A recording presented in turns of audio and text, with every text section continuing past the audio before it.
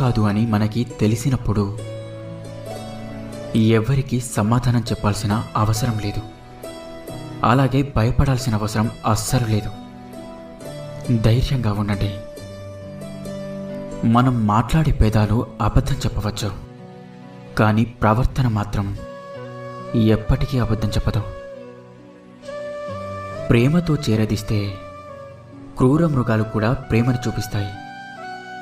కానీ కొన్ని బంధాలకి మాత్రం ఎంత ప్రేమ చూపించినా బాధనే మిగులుస్తాయి. అన్నీ ఉన్న వాళ్ళకి నువ్వు ఎంత పెద్ద సహాయం చేసినా కూడా అది వాళ్ళ దృష్టిలో చిన్నదిగానే కనిపిస్తుంది.